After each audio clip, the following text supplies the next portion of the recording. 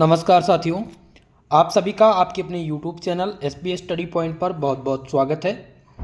आज की ये क्लास BSc सेकंड सेमेस्टर के लिए है, जिसमें दोस्तों आज हम केमिस्ट्री के ऑब्जेक्टिव मॉडल पेपर पर चर्चा करेंगे।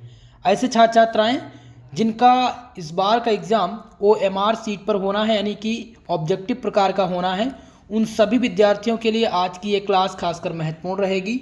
नई शिक्षा नीति के आधार पर मैं ये क्लास संचालित कर रहा हूँ, जहाँ पर भी NEP लागू है सबके लिए लाभदायक है।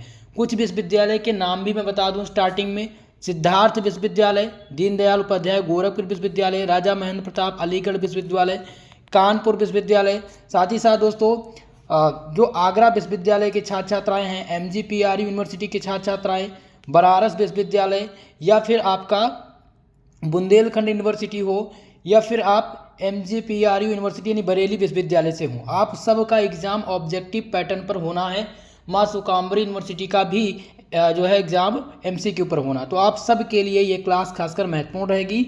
ये आपका 100 क्वेश्चंस का objective practice set number first है। चलिए आज की इस क्लास को हम शुभारंभ करते हैं और आज के जो भी प्रमुख प्रश्न हैं उनको सॉल्व करने का प्रयास करेंगे। सभी लोग वीडियो को लाइक शेयर कर दीजिए। जो हमारे इस चैनल पर नए हैं, चैनल को सब्सक्राइब कर लीजिएगा।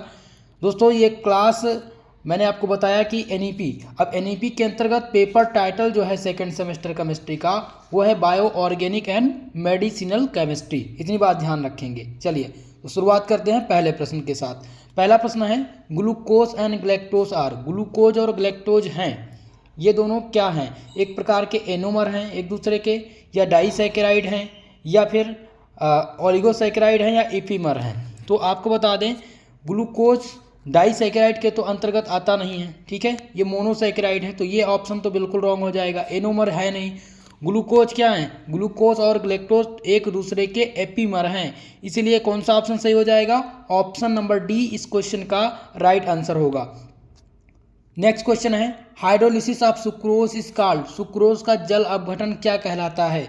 तो जब सुक्रोज की बात हो तो सुक्रोज का जब जल अपघटन कराते हैं, यानी सुक्रोज का जो फॉर्मूला होता है वो होता है C12H22O11 होता है। जल अपघटन मतलब H2O के साथ इसका क्या कराएंगे?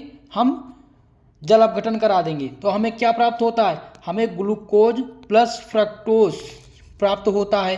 तो हम हाइड्रोलिसिस को कहेंगे इन्वर्जन ऑफ शुगर, शर्करा का प्रतिलोमन कहेंगे। क्या कहेंगे? शर्करा का प्रतिलोमन, यानी कि ऑप्शन नंबर ए इस क्वेश्चन में आपका सही आंसर है। ठीक है, चलिए नेक्स्ट क्वेश्चन।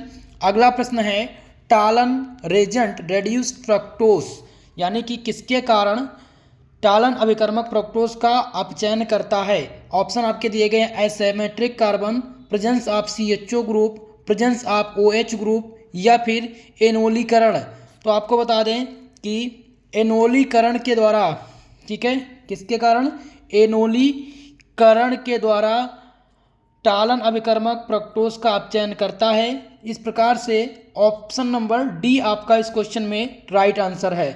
ठीक है, चलिए नेक्स्ट क्वेश्चन की तरफ। आपका अगला प्रश्न है, how many optically active isomeric forms of aldohexoses exist, aldohexose के कितने प्रकार समूही सम्मिलित हैं या संभव हैं? आपका पहला ऑप्शन है 2, ऑप्शन कह रहा है 4, सी वाला 8 और 16। तो आपको बता दें इसमें जो करेक्ट आंसर हो जाएगा वो हो जाएगा ऑप्शन नंबर डी, यानी कि एल्डोहेक्सोज के 16 प्रकार समावि क्या हैं? आइसोमर संभव हैं, इसलिए ऑप्शन नंबर डी इस क्वेश्चन का राइट आंसर है। ओके, नेक्स्ट क्वेश्चन की तरफ बढ़ेंगे। आपका अगला प्रश्न जो कि दिया गया है, the N terminal amino acid of a peptide identified by, peptide का एक एन टर्मिनल अमीनो अम्ल किसके द्वारा पहचाना जाता है? पहला ऑप्शन दिया गया है, पहला ऑप्शन क्या कह रहा है इसमें? ऑप्शन दिया गया है कार्बोक्सी पेप्टाइड ए, फेनिल आइसोथायोसाइनाइड, ट्रिप्सिन, या फिर इलास्टेस। तो जल्दी से सभी लोग बताइए इस क्वेश्चन का आंसर क्या होगा? इस क्वेश्चन का आंसर क्या होगा? जल्दी से आप लोग कमेंट बॉक्स में कमेंट करके बताएंगे। ओके, चलिए तो इस क्वेश्चन का जो सही आंसर होगा वो हो जाएगा फेनिल आइसोसाइनाइड। क्या हो जाएगा? Phenyl iso thiocyanide. Okay, option number B आपका यहाँ पर राइट आंसर है। चलिए आगे बढ़ें नेक्स्ट क्वेश्चन पर। अगला प्रश्न है ए मेटल आयन को फैक्टर एक्ट एस। धातु आयन सहकार व्यवहार करते हैं। किसकी तरह करते हैं व्यवहार? लुईस बेस की तरह, लुईस एसिड की तरह, लुईस एसिड बेस, बोथ या नन ऑफ दीज। तो आपको बता दें जब धातु आयन सहकार जो व्यवहार करते हैं वो हमेशा लुईस अम्ल की तरह व्यवहार करते हैं। किसकी तरह? लुईस एसिड की तरह। ओके, ऑप्शन नंबर 20 क्वेश्चन में सही आंसर है। नेक्स्ट क्वेश्चन देखते हैं। आपका अगला प्रश्न है which of these is an enzyme. निम्नलिखित में से कौन सा एंजाइम है? पहला ऑप्शन देखिए ट्रिप्सिन। तो ट्रिप्सिन आप सबको पता है यह एक एंजाइम है। बाकी इंसुलिन, ग्लूट4 और कोलेजन ये क्या है? एक प्रकार के एंजाइम नहीं है। यहाँ पर आप क्या करेंगे? ऑप्शन नंबर ए टिक करेंगे, इंसुलिन। ओके, चलिए माफ कीजिएगा, ट्रिप्सिन। ट्रिप्सिन क्या है? एक प्रकार का एंजाइम है। अगला प्रश्न देखिए, नेक्स्ट क्वेश्चन है कि protein denaturation occur in presence of. Protein का विकृतीकरण किसकी उपस्थिति में होता है? यूरिया, ऑर्गेनिक सॉल्वेंट, हीट या ऑल ऑफ एबव। तो आपको बता दें जब भी डीनेचुरेशन ऑफ प्रोटीन की बात हो तो आप हमेशा ध्यान रखेंगे कि यह यूरिया, कार्बनिक विलायक और ताप इन सब की उपस्थिति में होता है। ऑप्शन नंबर डी आपका करेक्ट उत्तर होगा, ऑल ऑफ दीज। ओके, चलिए नेक्स्ट प्रश्न। आपका अगला प्रश्न है कि colour producing group is are called. जो कलर प्रोड्यूस करते हैं, जो कलर देते हैं, उन रंग देने वाले समूह को क्या कहा जाता है? इनको ऑक्सोक्रोम कहा जाता है या क्रोमोगन कहा जाता है, क्रोमोफोर कहा जाता है या फिर ऑल ऑफ एबव। तो आपको बता दें जो रंग देने वाले समूह होते हैं ना उनको क्या कहा जाता है? वर्णमूलक कहा जाता है इंग्लिश में, यानी कि क्रोमोफोर कहा जाता है। ठीक है, सी वाला ऑप्शन यहाँ पर आपका करेक्ट आंसर है। अगले प्रश्न की ओर बढ़ेंगे। नेक्स्ट क्वेश्चन है in the presence of, in the preparation of indigo dye N phenyl glycine is converted to indoxyl by the use of. यानी इंडिगो रंजक बनाने में एन फिनाइल ग्लाइसिन के उपयोग को इंडोक्सिल में परिवर्तित हो जाता है। यहाँ पर दिया गया है NaNH2, KOH, हीट या ऑल ऑफ दीज। चलिए जल्दी से सभी लोग इस क्वेश्चन का उत्तर करेंगे। इस प्रश्न का करेक्ट उत्तर क्या होगा? तो इस क्वेश्चन का जो सही उत्तर हो जाएगा दोस्तों, हो जाएगा ऑप्शन नंबर डी। कौन सा हो जाएगा? डी वाला, all of these. NaNH2, KOH और हीट इन सब की आवश्यकता होती है। उपरोक्त सभी यहाँ पर आपका सही आंसर होगा। नेक्स्ट क्वेश्चन है जिसमें दिया गया है which of the following is incorrect pair. निम्नलिखित में से त्रुटिपूर्ण युग्म कौन है? त्रुटियां आपको बतानी है। तो पहला ऑप्शन है कि फिनेलेप्थीन एंथ्रोक्विनोन डाई। तो फिनेलेप्थीन क्या है? एंथ्रोक्विनोन रंजक नहीं है, यह एक प्रकार का एजोरंजक है। ठीक है, तो ये ऑप्शन क्या हो जाएगा? रॉन्ग हो जाएगा। दूसरा है एलेजरीन एंथ्राक्विनोन रंजक। तो ये आपका सही है, एलेजरीन जो है ये एंथ्राक्विनोन रंजक है। सी ऑप्शन कह रहा है कानगोरेट क्या एजोरंजक है। डी वाला है मेथिल ऑरेंज, या भी एजोरंजक है। तो यहाँ पर त्रुटिपूर्ण युग्म बताना था, तो त्रुटिपूर्ण युग्म कौन सा है? ऑप्शन नंबर ए आपका यही गलत है, यही सही आंसर होगा।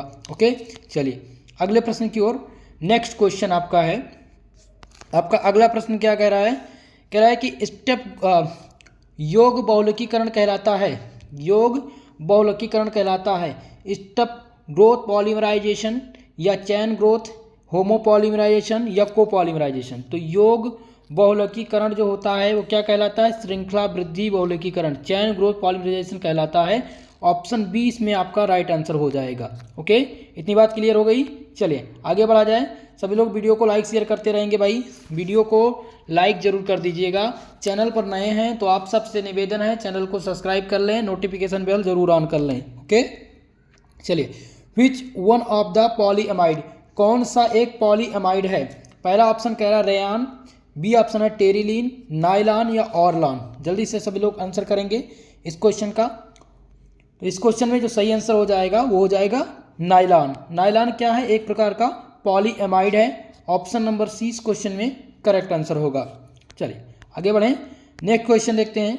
आपका अगला प्रश्न है टेरिलीन और Dacron is a condensation polymer of ethylene glycol and. Terylene या डेक्रान, एथिलीन ग्लाइकॉल और किसका संघनन बहुलक है? थैलिक अम्ल का ये संघनन बहुलक है, बेंजोइक अम्ल, सैलिसिलिक अम्ल या टेरीथैलिक अम्ल।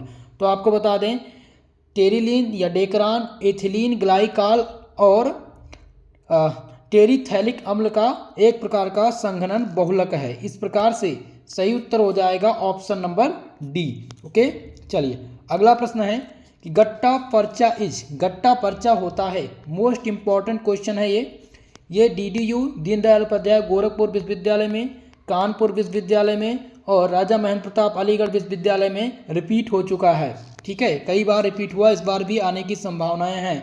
तो गट्टा पर्चा क्या होता है? एक प्रकार का क्या है? एक प्रकार का ट्रांस पॉलीआइसोप्रीन है। क्या है?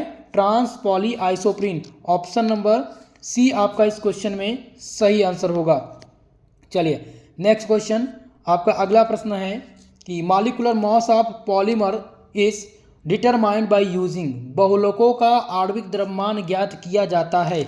पहला ऑप्शन दिया गया ओसोमेट्री, लाइट स्केटिंग मेथड, अल्ट्रिफिकेशन या आल।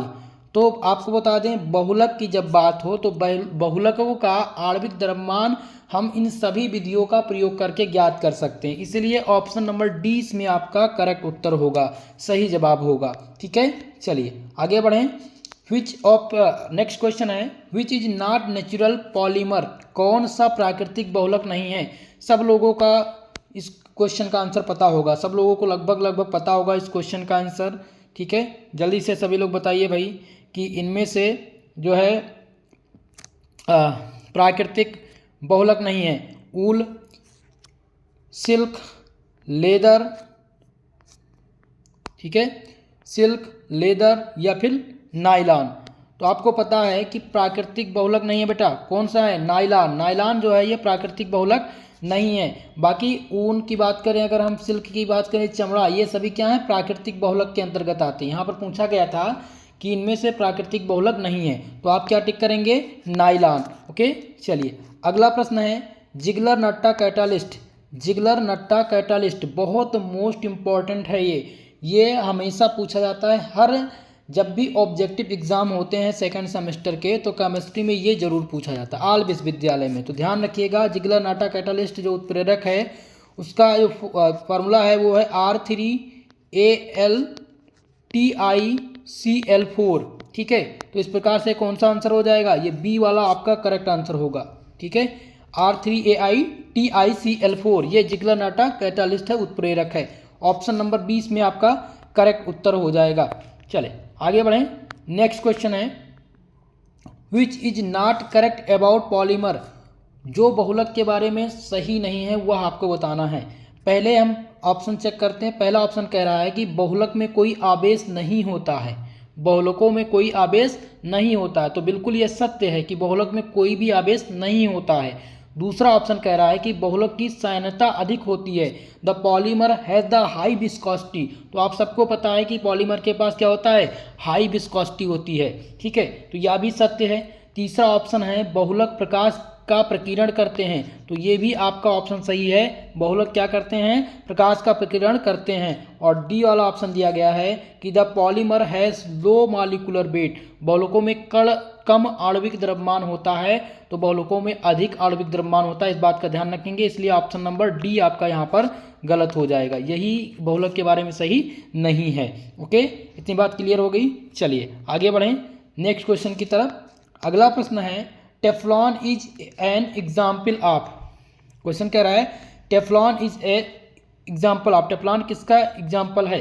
पहला ऑप्शन है होमोपॉलीमर, हेट्रोपॉलीमर, एडिशन पॉलीमर या बोथ ए एंड सी। तो आपको बता दें टेफ्लॉन क्या है? होमोपॉलीमर और एडिशन पॉलीमर का संघनन बहुलक है, इसलिए ऑप्शन नंबर डी यहाँ पर आपका सही उत्तर होगा। ए और सी ये दोनों आपके सही होंगे। ठीक है, टेफ्लॉन किसका उदाहरण है? होमोपॉलीमर और एडिशन पॉलीमर का। चलिए अगले प्रश्न की ओर। नेक्स्ट क्वेश्चन है which of the following is natural polymer. निम्नलिखित में से कौन सा प्राकृतिक बहुलक है? प्राकृतिक बहुलक इनमें से पूछा गया है, सब लोग इसका आंसर कर ले जाएंगे लगभग। सेलुलोज पूछा गया है, फिर दिया गया है यहाँ पर पॉलीथीन, बैकेलाइट, टेफ्लॉन। तो सेलुलोज क्या है भैया? सेलुलोज जो है ये आपका प्राकृतिक बहुलक है। बाकी पॉलीथीन, बेकेलाइट, टेफ्लॉन, ये सभी क्या हैं? ये प्राकृतिक बहुलक नहीं हैं। ठीक है, तो ऑप्शन नंबर ए आपका इस क्वेश्चन में सही उत्तर है। नेक्स्ट क्वेश्चन है नायलॉन, सिल्क और Dacron are. Nylon, silk, Dacron हैं एक प्रकार के प्लास्टिक हैं, फाइबर्स हैं, इलास्टोमर्स हैं या नन ऑफ दीज। तो आपको बता दें नायलॉन, सिल्क, डेक्रान ये सभी एक प्रकार के रेसे हैं यानी कि फाइबर हैं। क्या हैं? एक प्रकार का रेसा जिसे फाइबर कहते हैं। ठीक है, तो ऑप्शन नंबर 20 क्वेश्चन में आपका करेक्ट उत्तर हो जाएगा, सही जवाब हो जाएगा। चलिए आगे बढ़ें। नेक्स्ट क्वेश्चन, अगला प्रश्न है which of the following is thermosetting polymer. निम्नलिखित में से कौन सा थर्मोसेटिंग बहुलक है? पहला ऑप्शन है नायलॉन 6, दूसरा ऑप्शन दिया गया है कि नायलॉन 6 दिया गया है। ठीक है, दूसरा क्या है? पॉलीविनाइल क्लोराइड यानी पीवीसी, बेकेलाइट और टेफ्लॉन। तो इसमें से थर्मोसेटिंग जो प्लास्टिक है वो क्या है? बेकेलाइट। बेकेलाइट क्या है? एक प्रकार की थर्मोसेटिंग प्लास्टिक है, इसलिए ऑप्शन नंबर सी इस क्वेश्चन का सही उत्तर होगा। चलें आगे बढ़ें। नेक्स्ट क्वेश्चन है the coordination number of NaCl। यहाँ पर भैया क्या पूछा गया है? कोऑर्डिनेशन नंबर पूछा गया है, जिसे समन्वय संख्या कहते हैं। तो NaCl का आपको बताना है कि कोऑर्डिनेशन नंबर कितना होता है। तो NaCl का जो कोऑर्डिनेशन नंबर होता है वो 6:6 होता है। तो पूछा गया है किसका? Na का पूछा गया है, तो Na का 6 आएगा। ठीक है, ऑप्शन नंबर डी इसमें सही उत्तर होगा। अगर Cl का भी पूछे तो Cl का भी 6 होता है, ये ध्यान रखिएगा। चलिए अगले प्रश्न की ओर। नेक्स्ट क्वेश्चन है crystal structure of caesium chloride. Caesium chloride का क्रिस्टल संरचना है बॉडी सेंटर्ड क्यूबिक यानी कि BCC, simple cubic, face cubic centre या हेक्सागोनल। तो सीजियम क्लोराइड की जो क्रिस्टल संरचना होती है वो BCC होती है यानी कि बॉडी सेंटर्ड क्यूबिक होती है। ठीक है, इस प्रकार से कौन सा उत्तर हो जाएगा? ऑप्शन नंबर ए अंतः केंद्रीय घनीय होता है। Crystal structure of caesium chloride is body centred cubic. Okay, option A इसमें सही उत्तर होगा। नेक्स्ट क्वेश्चन है जिसमें पूछा गया है element of symmetry are. Element of symmetry है जिसे सममित के तत्व कहते हैं। तो plane of symmetry, axis of symmetry, centre of symmetry या फिर दिया गया है ऑल ऑफ दीज। तो एलिमेंट ऑफ सिमेट्री क्या है? All of these. ये सभी क्या हैं? एक प्रकार के सममित के तत्व हैं। तो सही उत्तर हो जाएगा डी वाला, सममित तल, असममित अक्ष और सममित केंद्र। Okay, D option is the correct. अगले प्रश्न की ओर बढ़ें। चलिए नेक्स्ट क्वेश्चन है कि which of the following is sulfa drug. निम्नलिखित में से कौन सा एक प्रकार का सल्फा ड्रग है? ऑप्शन नंबर ए दिया गया है सल्फा पायरेजीन, ऑप्शन बी है सल्फा पायरेडीन, सी ऑप्शन कह रहा है सल्फा गुआडीन और डी दिया गया ऑल ऑफ दीज। तो जल्दी से बताइए इस क्वेश्चन का आंसर क्या हो जाएगा? इस क्वेश्चन का करेक्ट उत्तर क्या होगा? तो इस क्वेश्चन का जो करेक्ट उत्तर हो जाएगा ऑप्शन नंबर डी। ये सभी एक प्रकार की सल्फा ड्रग्स हैं। ठीक है, चलिए आगे बढ़ें नेक्स्ट प्रश्न की तरफ। आपका अगला प्रश्न है name the medicine use the treatment of malaria. उस औषधि का नाम बताइए जो मलेरिया के उपचार के लिए उपयोग में लाई जाती है। पहला ऑप्शन दिया गया है बुप्रेन, एस्प्रिन और सी ऑप्शन दिया गया है क्लोरोक्विन और सी दिया गया है पैरासीटामॉल। तो सभी लोग इसका उत्तर करेंगे। इस क्वेश्चन का करेक्ट उत्तर क्या हो जाएगा? तो दोस्तों क्लोरोक्विन। ठीक है, क्लोरोक्विन का उपयोग कहाँ पर किया जाता है? मलेरिया के उपचार में किया जाता है। ऑप्शन नंबर सी इस क्वेश्चन में आपका करेक्ट उत्तर हो जाएगा। चलिए आगे बढ़ें नेक्स्ट प्रश्न की ओर। आपका अगला प्रश्न है जो कॉमन प्रश्न रहा है, हमेशा पूछा जाता है कि Bragg's law is given by the equation. Bragg का नियम किस समीकरण द्वारा दिया जाता है? ब्रैग्स का नियम किस समीकरण द्वारा दिया जाता है? पहला ऑप्शन है N lambda equal to sine theta, option number B है N lambda equal to 2d sine theta या 2n lambda equal to D sine theta. तो आप सबको पता है ब्रैग्स का जो इक्वेशन होता है वो होता है N lambda equal to 2d sine theta. Option number B आपका सही आंसर है। ठीक है, चलिए आपका अगला प्रश्न है cubic crystal system has the following unit cell dimension.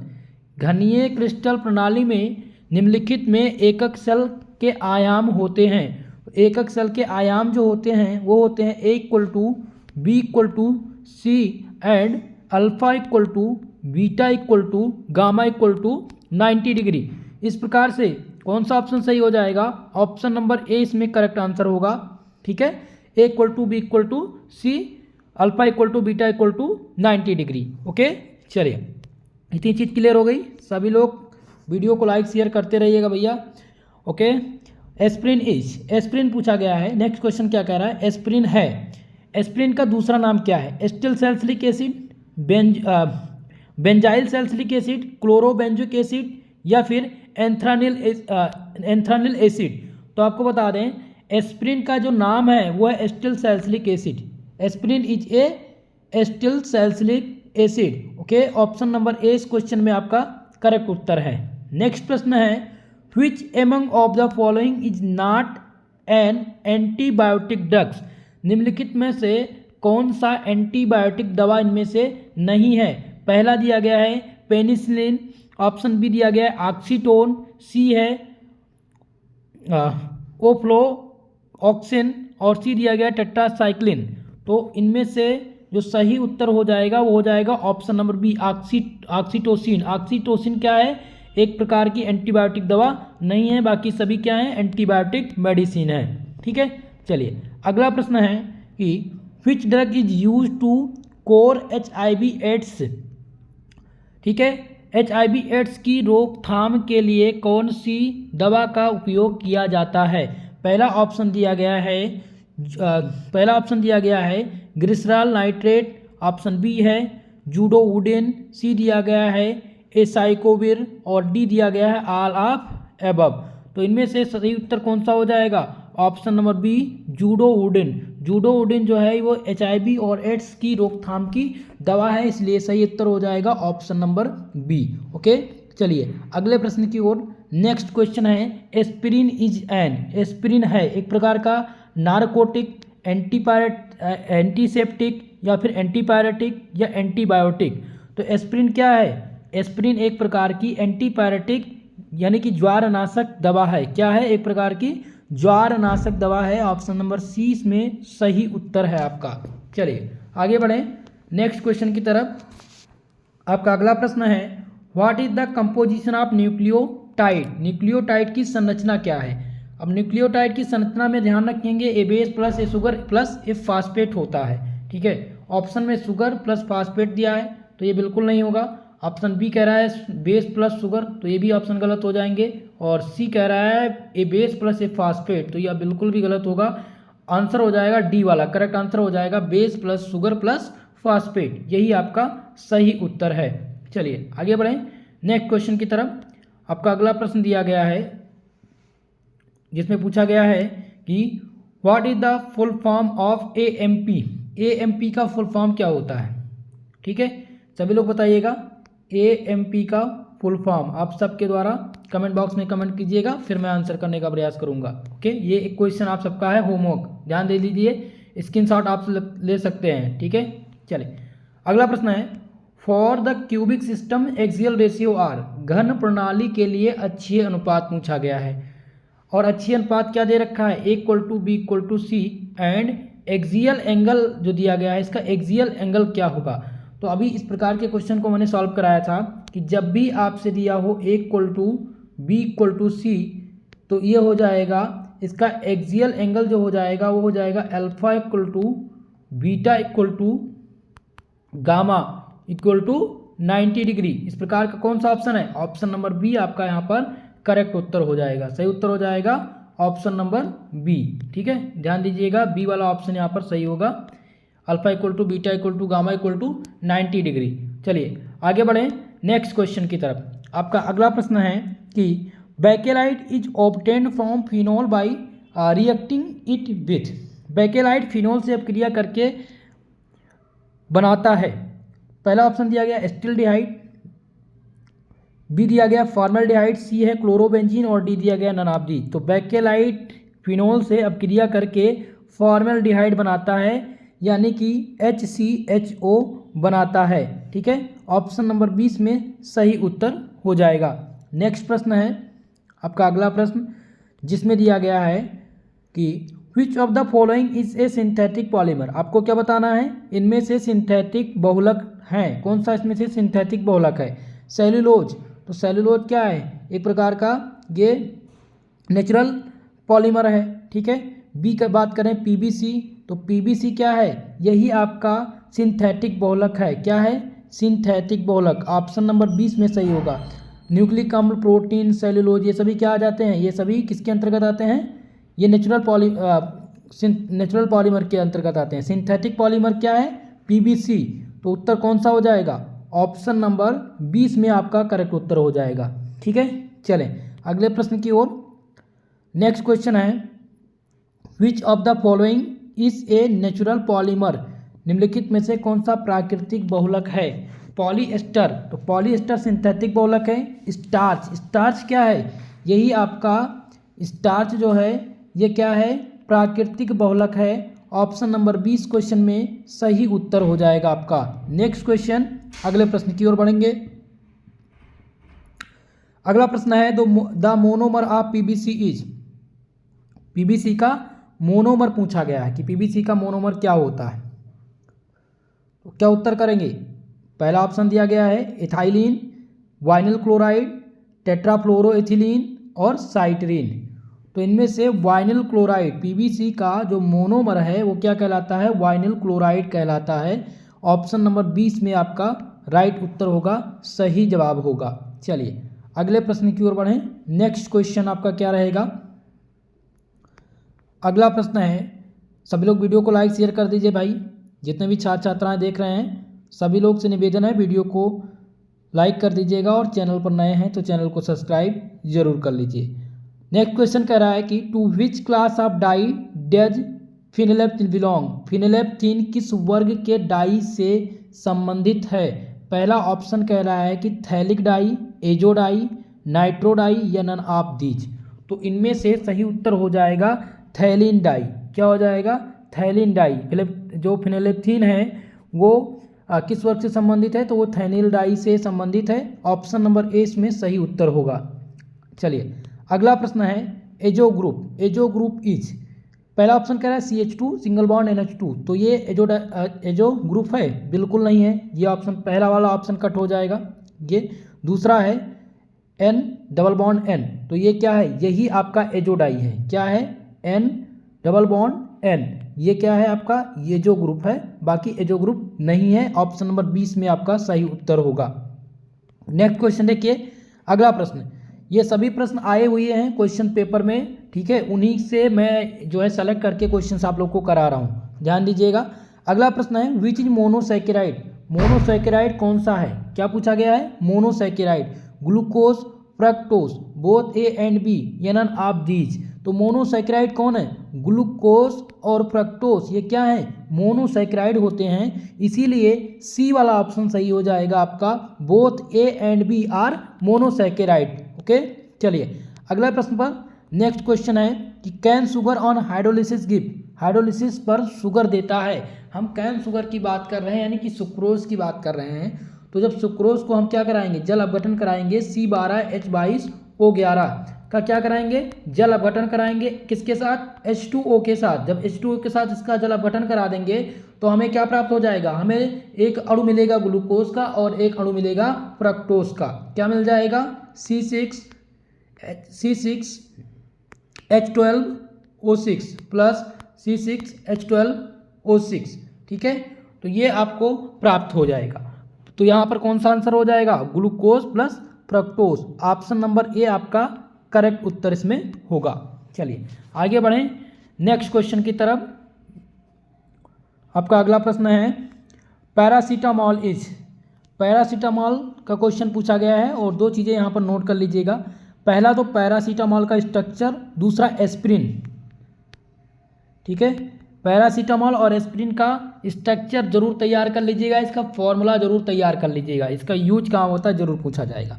तो पैरासीटामॉल का स्ट्रक्चर पूछा गया है, तो ध्यान दीजिएगा। पैरासीटामॉल का जो स्ट्रक्चर बनता है मैं आपको यहीं पर बना दे रहा हूँ और आप लोग आंसर कर पाएंगे, ठीक है। ये पैरासीटामॉल है, यहाँ पर हम क्या ऐड करेंगे, NHCOCH3 और फिर लगा देंगे OH। ओके, तो यही क्या है, ये पैरासीटामॉल का स्ट्रक्चर है। इस प्रकार से कौन सा स्ट्रक्चर हो जाएगा, ऑप्शन नंबर ए आपका इसमें करेक्ट उत्तर हो जाएगा। यही पैरासीटामॉल का स्ट्रक्चर है। चलिए आगे बढ़ें। नेक्स्ट क्वेश्चन, आपका अगला प्रश्न है कि the base pairing between guanine and cytosine occurs through. Guanine तथा साइटोसिन में बेस का जुड़ाव होता है एक हाइड्रोजन बंध के द्वारा, या वंडरवाल फोर्स के द्वारा होता है, या 3 हाइड्रोजन बॉन्ड के द्वारा, या फिर 2 हाइड्रोजन बॉन्ड के द्वारा। तो आपको बता दें, गुआनिन तथा साइटोसिन में जो बेस का जुड़ाव होता है वो 3 हाइड्रोजन बंध के द्वारा होता है। इस प्रकार से ऑप्शन सी में आपका सही उत्तर है। नेक्स्ट क्वेश्चन देखते हैं। Nucleoside is composed of. Nucleoside क्या है, कंपोज्ड है किसका, प्यूरिन और पिरिमिडीन बेस या पेंटोस का। ऑप्शन बी कह रहा है कि purine, pyrimidine base plus pentose plus phosphoric acid. C option कह रहा है कि प्यूरिन और pyrimidine base plus hexoses. D option है जिसमें कह रहा है कि purine plus hexoses plus phosphoric acid. तो इनमें से क्या बताना है आपको, सही उत्तर आपको बताना है। तो करेक्ट उत्तर क्या हो जाएगा, करेक्ट उत्तर हो जाएगा purine pyrimidine base plus pentose plus phosphoric acid. इस प्रकार से ऑप्शन नंबर बी आपका करेक्ट उत्तर है इस क्वेश्चन का। चलिए इतनी बात क्लियर हो गई, समझ में आ रहा है सभी को। चलिए आगे बढ़ा जाए। नेक्स्ट क्वेश्चन है, ऑरलान इज पॉलीमर ऑफ। ऑरलान किसका बहुलक है। यहाँ पर दिया गया इथिन, प्रोपीन, वाइनल साइनाइड या फिर साइट्रीन। तो इसमें से सही उत्तर क्या हो जाएगा, ऑरलान जो बहुलक है वो किसका बहुलक है, वाइनल साइनाइड का। वाइनल साइनाइड का ऑरलान बहुलक है। ऑप्शन सी में आपका सही उत्तर है। चलिए आगे बढ़ें नेक्स्ट क्वेश्चन की तरफ। नेक्स्ट क्वेश्चन है, hybridization of N in N3P3Cl। आपको बताना है N3P3Cl में N का संकरण क्या होगा, N का संकरण। तो N का जो संकरण निकाला जाएगा तो निकलने पर क्या आएगा, sp2 संकरण आएगा। ठीक है, इस प्रकार से उत्तर हो जाएगा ऑप्शन नंबर बी। बहुत ही आसान सा है ये और कई बार पूछा जा चुका है, इसलिए इसको आप ध्यान से तैयार कर लीजिएगा। नेक्स्ट क्वेश्चन देखिए, अगला प्रश्न दिया गया है जिसमें क्या पूछा गया भैया, पूछा गया है red ink is prepared using. लाल स्याही बनाने में प्रयुक्त होता है फिनोल, एनिलीन, कांगो रेड या फिर इयोसिन। तो लाल स्याही बनाने में किसका प्रयोग करते हैं हम, इयोसिन का प्रयोग करते हैं। ऑप्शन डी इसमें आपका राइट आंसर है। चले अगला प्रश्न है, गट्टा पर्चा इज। गट्टा पर्चा है एक प्रकार का सिस पॉली आइसोप्रीन है, ट्रांस पॉली आइसोप्रीन है या फिर पॉलीइथिलीन है या पॉली आइसोब्यूटिलीन है। तो अभी इस प्रकार का क्वेश्चन मैंने आपके आगे ही सॉल्व कराया था। तो ये क्या है, ट्रांस पॉली आइसोप्रीन है। ओके, ऑप्शन नंबर बी इसमें आपका सही उत्तर होगा। नेक्स्ट क्वेश्चन है, number of hydrogen bond between adenine and thymine. Adenine और थाइमिन के बीच में कितने हाइड्रोजन बंध पाए जाते हैं। तो एडानिन और थाइमिन के बीच में 2 हाइड्रोजन बॉन्ड पाए जाते हैं। कितने, 2 हाइड्रोजन बॉन्ड पाए जाते हैं। ऑप्शन बी सही उत्तर है। ठीक है, चलिए आगे बढ़ा जाए। नेक्स्ट क्वेश्चन है, what is the present in RNA. RNA में कौन सा क्षार उपस्थित होता है। बहुत ही महत्वपूर्ण प्रश्न है। ठीक है, आरएनए में कौन सा क्षार उपस्थित होता है। तो आरएनए में पहला तो एडानिन उपस्थित होता है, दूसरा साइटोसिन उपस्थित होता है, थाइमिन नहीं उपस्थित होता है। इसमें से थाइमिन जो है वो नहीं उपस्थित होता है। ठीक है, तो इसमें कौन सा उत्तर करेंगे आप, डी वाला ऑप्शन, यानी ए और सी, एडानिन और साइटोसिन ये उपस्थित होता है क्षार के रूप में। अगला प्रश्न देखिए, नेक्स्ट क्वेश्चन है, नारकोटिक एनाल्जेसिक इज। मादक दर्दनाशक हैं, मादक दर्दनाशक है। पहला ऑप्शन दिया गया है कि सिगेट्रीन, ऑप्शन बी कह रहा है कोडीन, सी है एस्पिरिन और डी दिया गया पैरासीटामॉल। जल्दी से सभी लोग बताइए, तो कोडीन क्या है। कोडीन एक प्रकार का क्या है भैया, कोडीन मादक दर्दनाशक है। ठीक है, ऑप्शन नंबर 20 में आपका राइट आंसर होगा। अगला प्रश्न है जिसमें पूछा गया है कि आरएनए में सम्मिलित नहीं है। अब आरएनए में क्या सम्मिलित नहीं है? पहला ऑप्शन है एडानिन, गुआनिन, साइटोसिन, तो ये तीनों सम्मिलित हैं एडानिन में आरएनए में, लेकिन थायमिन सम्मिलित नहीं है। ऑप्शन डी इसमें आपका राइट आंसर होगा, डी वाला आपका करेक्ट उत्तर होगा। ओके, अगले प्रश्न की ओर बढ़ा जाए। नेक्स्ट क्वेश्चन, ठीक है, जिसमें पूछा गया है, क्या पूछा गया भैया? इसमें पूछा गया है कि रिसेप्टर्स बिंड टू, रिसेप्टर्स बांधते हैं, ठीक है, रिसेप्टर्स बांधते हैं। ऑप्शन नंबर ए है कि बाह्यजनित लिगैंड यानी एक्सोजेनिस लिगैंड्स या इंडोजेनिस लिगैंड ओनली, तो आप सही उत्तर करेंगे सी वाला, ए और बी दोनों को ये बांधते हैं। ऑप्शन नंबर सी इसका सही जवाब है। ठीक है, आगे बढ़ें नेक्स्ट क्वेश्चन की तरफ। अगला प्रश्न है एन एमार्फस सब्सटेंस इज, आक्रिस्टलीय ठोस हैं, क्या पूछा गया है? आक्रिस्टलीय ठोस इनमें से हैं। ठीक है, ऑप्शन ए दिया गया आइसोट्रोपिक या फिर इनएस्ट्रोट्रोपिक, वेरी फाइन पाउडर, ये लिक्विड, तो इनमें से सही उत्तर हो जाएगा समदैशिकता। आक्रिस्टलीय ठोस क्या होते हैं? आइसोट्रोपिक होते हैं, उत्तर हो जाएगा ऑप्शन नंबर ए। ओके, चलिए नेक्स्ट क्वेश्चन। आपका अगला प्रश्न है the 5 element present in naturally occur protein are, protein में कौन से 5 तत्व उपस्थित होते हैं? तो प्रोटीन में 5 कौन कौन से तत्व होते हैं? नाइट्रोजन, कार्बन, हाइड्रोजन, सल्फर और ऑक्सीजन, यह उपस्थित होते हैं। तो इनमें कौन सा ऑप्शन टिक करोगे आप? ऑप्शन नंबर सी, जहाँ पर देखेंगे कौन सा दिया गया है, नाइट्रोजन दिया गया है, कार्बन, हाइड्रोजन, सल्फर और ऑक्सीजन, तो आंसर नंबर सी हो जाएगा, ऑप्शन सी इसमें करेक्ट उत्तर होगा।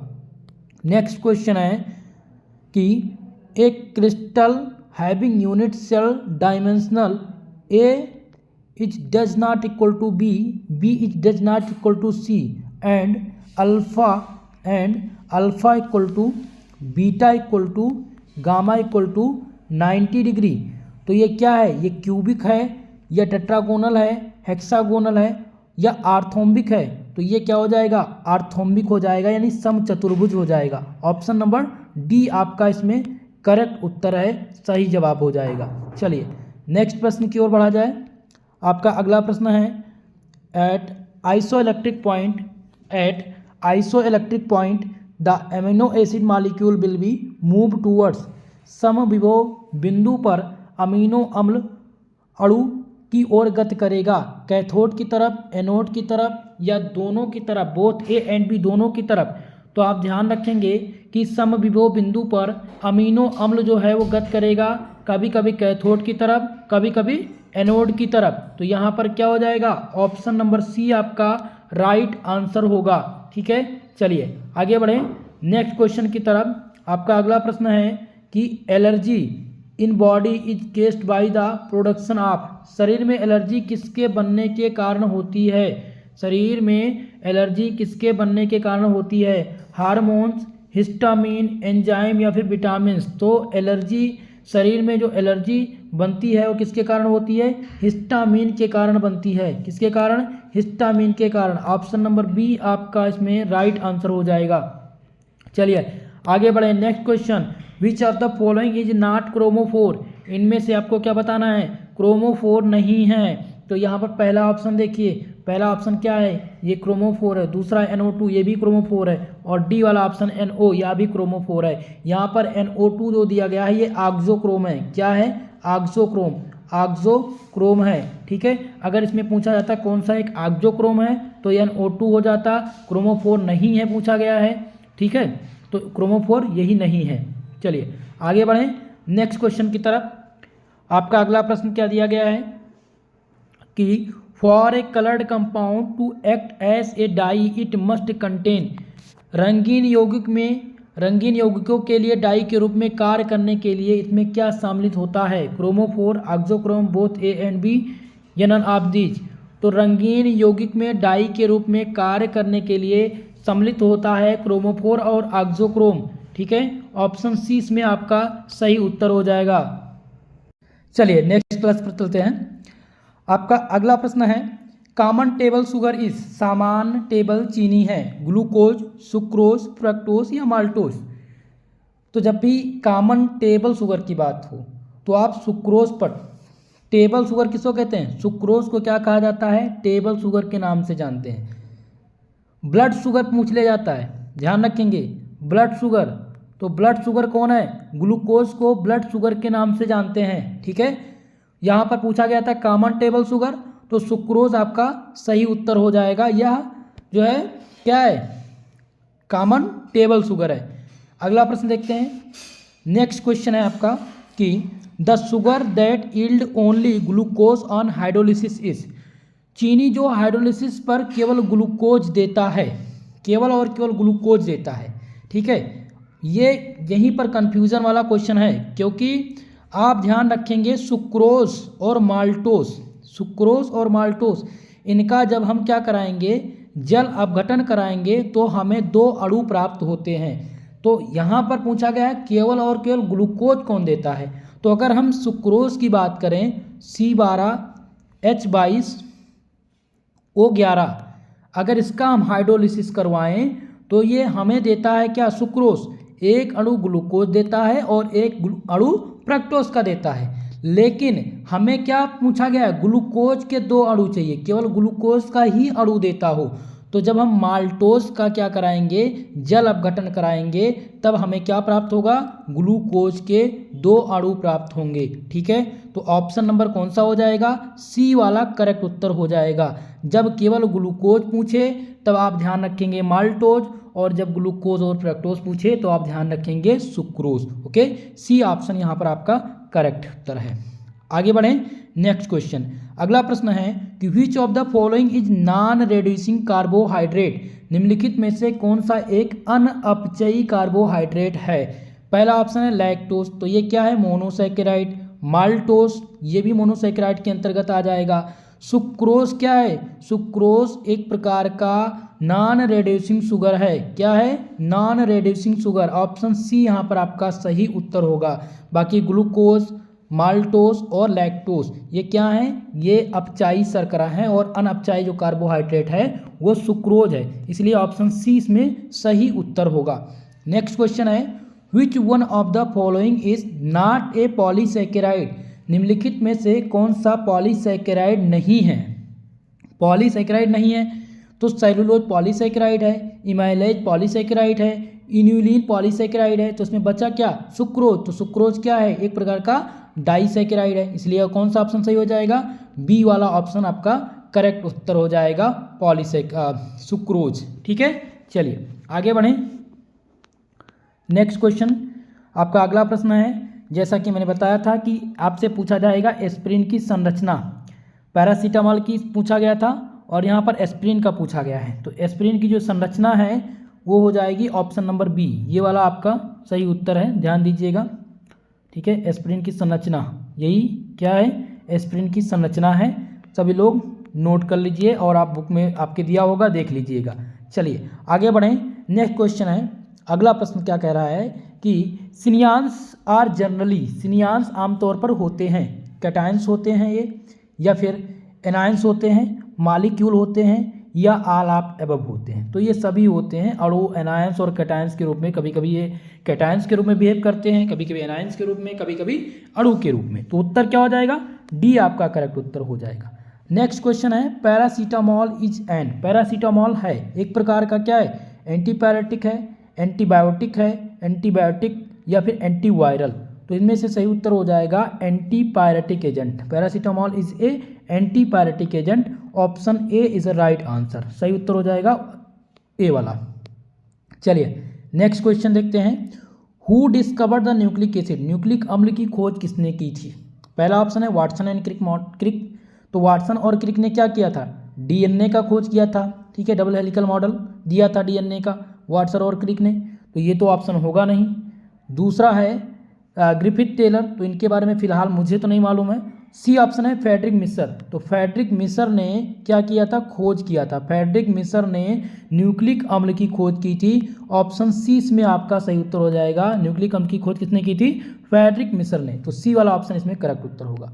अगला प्रश्न है the double helical structure of DNA is developed through.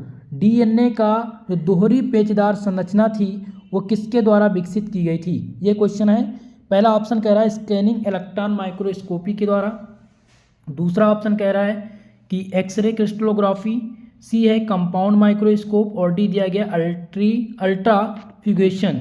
तो ध्यान रखेंगे डीएनए की दोहरी पेचदार संरचना जो विकसित की गई थी वो की गई थी स्कैनिंग इलेक्ट्रॉन माइक्रोस्कोप के द्वारा। ऑप्शन नंबर ए इसमें उत्तर सही होगा।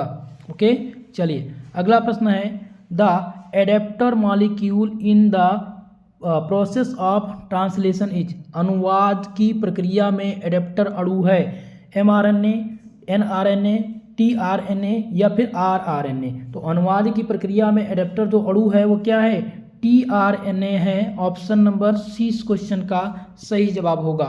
ओके, चलिए अगला प्रश्न है how money codeine will be their for amino acid. Amino अम्ल के कितने कोडेन होंगे, अमीनो अम्ल के कितने कोडेन होंगे। तो अमीनो अम्ल के जो कोडेन की संख्या है दोस्तों वो 61 है। कितनी है, 61। ऑप्शन नंबर डी इसमें आपका राइट आंसर हो जाएगा, सही जवाब हो जाएगा। चलिए आगे बढ़ें, नेक्स्ट क्वेश्चन। आपका अगला प्रश्न है कि व्हाट इज क्रिस्टलोग्राफी। क्रिस्टलोग्राफी क्या है।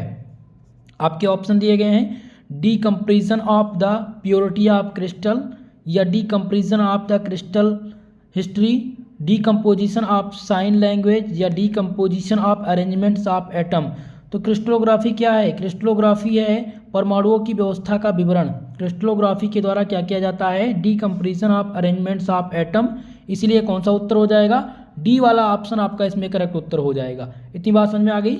चलिए नेक्स्ट प्रश्न देखते हैं। आपका अगला प्रश्न है which of the following ray are use in the powder method of crystal. Crystal की पाउडर विधि में निम्नलिखित में से किस किरण का उपयोग किया जाता है।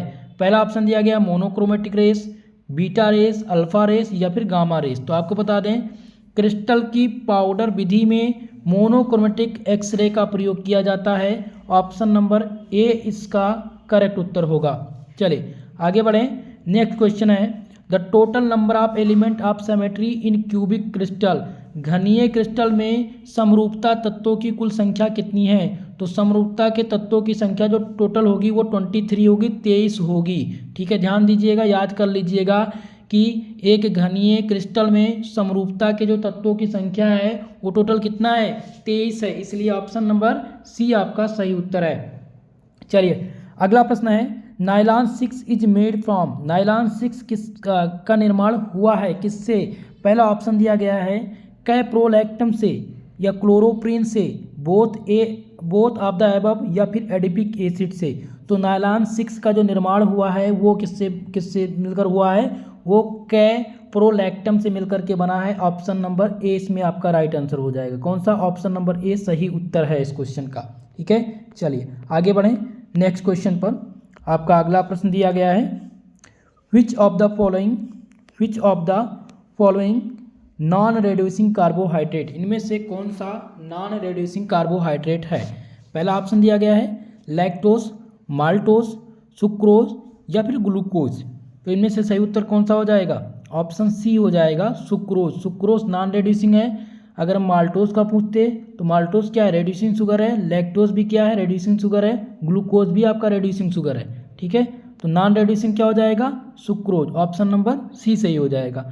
अगला प्रश्न है carbohydrate are characterized by the presence of, यानी कार्बोहाइड्रेट को किस प्रकार से वर्गीकृत किया गया है, किसकी उपस्थिति के कारण।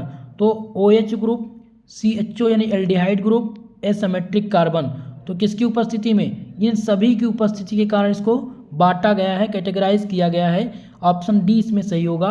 सिद्धार्थ विश्वविद्यालय में यह क्वेश्चन पूछा जा चुका है 2022 में। ओके, नेक्स्ट क्वेश्चन है how many isomeric aldohexoses are possible for the molecular formula C6H12O6। यानी कि कितने आइसोमेरिक एल्डोहेक्सेस जो है पॉसिबल होंगे किसमें, C6H12O6 में। तो कितना होगा, 16 होगा। इस प्रकार का प्रश्न आप लोगों ने सॉल्व किया है। 16 जो है पॉसिबल मॉलिक्यूलर फॉर्म जो होंगे, यानी आइसोमेरिक एल्डोहेक्सेस जो पॉसिबल हैं वो 16 हैं। ठीक है, तो यहाँ पर कौन सा हो जाएगा, डी वाला ऑप्शन सही हो जाएगा। अगला प्रश्न है both glucose and mannose, both यानी ग्लूकोज और mannose can be prepared Kiliani Fischer synthesis. यानी साथ में ग्लूकोज और मोनास जो हैं वो प्रिपेयर करते हैं क्लियानिक फिशर सिंथेसिस में। तो उनको क्या कहा जाता है? डी राइबोस कहा जाता है, या फिर डी लाइसोस कहा जाता है, या डी एरबिनोस कहा जाता है। तो इसको क्या कहा जाता है? डी एरबिनोस कहा जाता है। ऑप्शन नंबर कौन सा सही है? इसमें हो जाएगा option number C correct answer हो जाएगा। अगला प्रश्न है कि methods use, which method use to acid the एड्रोसेस सीरीज इज नोन एज। इसको क्या कहते हैं? क्लियानी सिंथेसिस कहते हैं। क्या कहा जाता है इसको? क्लियानी फिशर सिंथेसिस कहते हैं, क्लियानी सिंथेसिस। ऑप्शन नंबर सी सही है इसमें। अगला प्रश्न है कि विच one of the following is not a polysaccharide. इनमें से आपको क्या बताना है कि कौन सा पॉलीसैकेराइड नहीं है। तो यहाँ पर ऑप्शन आपके कौन से दिए गए हैं? सेलुलोज, सुक्रोज, एमाइलोज और इंसुलिन। तो सुक्रोज क्या है? एक प्रकार का डाइसैकेराइड है, यह पॉलीसैकेराइड नहीं है। ऑप्शन नंबर 20 में आपका सही उत्तर होगा। नेक्स्ट क्वेश्चन कह रहा है कि monosaccharide undergo reversible isomerisation in the presence of di alkyl, this reaction is called. यानी कि ये रिएक्शन क्या कहलाता है? जो मोनोसैकेराइड अंडरगो रिवर्सिबल आइसोमेरिजन में, तो इनकी उपस्थिति में जो किसकी डाई एल्किल की उपस्थिति में, तो ये रिएक्शन क्या कहलाता है? ये रिएक्शन कहलाता है लॉबरी बी बॉर्न रिएक्शन कहलाता है। ऑप्शन नंबर यहाँ पर ए इस क्वेश्चन का करेक्ट उत्तर होगा। नेक्स्ट क्वेश्चन है ईपीमर डिफर इन कॉन्फ़िगरेशन एट, यानी ईपीमर किस प्रकार से अलग है कॉन्फ़िगरेशन से? C1 carbon, C3, C2 carbon या फिर C4 कार्बन। तो epimer differ in configuration at C2 carbon. Okay, option number A यहाँ पर बी वाला आपका करेक्ट उत्तर होगा। चलिए इतनी चीज़ समझ में आ गई। चलिए आगे बढ़ें, नेक्स्ट क्वेश्चन देखते हैं। आपका अगला प्रश्न है स्टार्च गिव ऑन हाइड्रोलिसिस। अगर हम स्टार्च का हाइड्रोलिसिस करवा दें, जल अपघटन करवा दें, जब भी हाइड्रोलिसिस की बात हो, ठीक है, तो ध्यान रखेंगे जल अपघटन। तो जैसे ही स्टार्च का हम जल अपघटन कराएंगे तो हमें क्या प्राप्त होगा? ग्लूकोज प्राप्त होगा, फ्रक्टोज, लैक्टोज या नन ऑफ दीज। तो हमें प्राप्त क्या हो जाएगा? हमें प्राप्त होगा ग्लूकोज। ठीक है, स्टार्च का जब जल अपघटन कराएंगे तो हमें ग्लूकोज प्राप्त होगा, इसलिए ऑप्शन ए इसमें सही उत्तर है। नेक्स्ट क्वेश्चन है सुक्रोज इज ए। सुक्रोज क्या है? एक प्रकार का डाइसैकेराइड, मोनोसैकेराइड, ट्राइसैकेराइड या नन ऑफ दीज। तो सुक्रोज क्या है? ध्यान रखेंगे यह एक प्रकार का डाइसैकेराइड है। ऑप्शन नंबर ए इसमें सही उत्तर हो जाएगा। सुक्रोज को टेबल शुगर के नाम से जानते हैं। किसके नाम से? Table sugar. ठीक है, पहला ये नोट कर लीजिए। दूसरा कैन शुगर। ठीक है, ये ध्यान दीजिएगा, टेबल शुगर कई बार पूछा जा चुका है। और ग्लूकोज को क्या कहा जाता है? ब्लड शुगर कहा जाता है। क्या कहा जाता है? Blood sugar. तो ये सारी चीज़ें पूछे जाने की संभावना है, ध्यान दीजिएगा। तो उत्तर हो जाएगा ऑप्शन ए डाइसैकेराइड। अगला प्रश्न है व्हिच इज ए मोनोसैकेराइड। इनमें से कौन सा मोनोसैकेराइड है? पहला ऑप्शन है ग्लूकोज, दूसरा है fructose, both A and B या नन ऑफ दीज। तो इनमें से मोनोसैकेराइड कौन से हैं? ग्लूकोज और फ्रक्टोज क्या हैं? ये दोनों मोनोसैकेराइड हैं, इसीलिए ऑप्शन नंबर सी इसमें आपका सही उत्तर हो जाएगा। Both A and B are monosaccharide. Okay, चलिए आगे बढ़ें नेक्स्ट क्वेश्चन की तरफ। अगला प्रश्न है can sugar on hydrolysis give. जब हम कैन शुगर यानी सुक्रोज का जल अपघटन कराएंगे तो हमें क्या प्राप्त हो जाएगा? पहला ऑप्शन कह रहा है ग्लूकोज फ्रक्टोज, दूसरा फ्रक्टोज फ्रक्टोज, ग्लूकोज लैक्टोज या नन ऑफ दीज। तो कैन शुगर का हम हाइड्रोलिसिस करवाएंगे तो हमें क्या प्राप्त हो जाएगा? ग्लूकोज प्लस फ्रक्टोज प्राप्त होगा, इसीलिए आंसर कौन सा टिक करेंगे आप? ऑप्शन नंबर ए, इसमें करेक्ट उत्तर हो जाएगा ऑप्शन नंबर ए ग्लूकोज प्लस फ्रक्टोज। ओके, चले अगले प्रश्न की तरफ। नेक्स्ट क्वेश्चन आपका दिया गया है जिसमें पूछा गया है कि protein have characteristic boiling point, isoelectric point, melting point या नन ऑफ दीज। तो इनमें से सही उत्तर क्या हो जाएगा? Protein having characteristic isoelectric point. इसके पास समविभव बिंदु है। किसके पास? प्रोटीन के पास। ऑप्शन कौन सा हो जाएगा? बी वाला आपका करेक्ट उत्तर हो जाएगा। चलिए आगे बढ़ें नेक्स्ट क्वेश्चन की तरफ। आपका अगला प्रश्न दिया गया है कि conjugation of protein on heating is known as denaturation या प्रिसिपिटेशन। ठीक है, तो conjugation of protein on heating is known as denaturation. क्या कहलाता है? प्रोटीन का विकृतीकरण कहलाता है। हिंदी में से कहते हैं डीनेचुरेशन को विकृतीकरण। ओके, तो ऑप्शन ए इसमें सही हो जाएगा। अगला प्रश्न है नेक्स्ट क्वेश्चन कि primary structure of protein show. Protein का प्राइमरी स्ट्रक्चर क्या प्रदर्शित करता है? ओरिएंटेशन ऑफ एमिनो एसिड यानी अमीनो अम्ल का ओरिएंटेशन प्रदर्शित करता है, या अरेंजमेंट ऑफ पेप्टाइड चेन का अरेंजमेंट शो करता है, या अमीनो एसिड का सीक्वेंस तय करता है, या alpha beta helical space structure देता है। तो आपको बता दें primary structure of protein show amino acid sequence. Okay, option number C इस क्वेश्चन का सही उत्तर है। अगला प्रश्न है सेंजर रेजेंट इज, बहुत महत्वपूर्ण है। सेंजर रेजेंट इनमें से कौन सा है? तो सेंजर रेजेंट में ध्यान रखेंगे 2,4-डाइनाइट्रोफ्लोरोबेंजीन को क्या कहा जाता है? सेंजर रेजेंट्स कहा जाता है, सेंजर रेजेंट। ओके, ऑप्शन नंबर 20 में सही उत्तर होगा, ध्यान दीजिएगा, मोस्ट इंपॉर्टेंट है, इस बार आने की संभावना है आपके एग्जाम में। चलिए आगे बढ़ें नेक्स्ट क्वेश्चन की तरफ। आपका अगला प्रश्न इसमें है कि special arrangements of peptide in protein to give हाइलाइट structure is known as secondary structure, primary structure, tertiary structure या फिर क्वाटरनरी स्ट्रक्चर।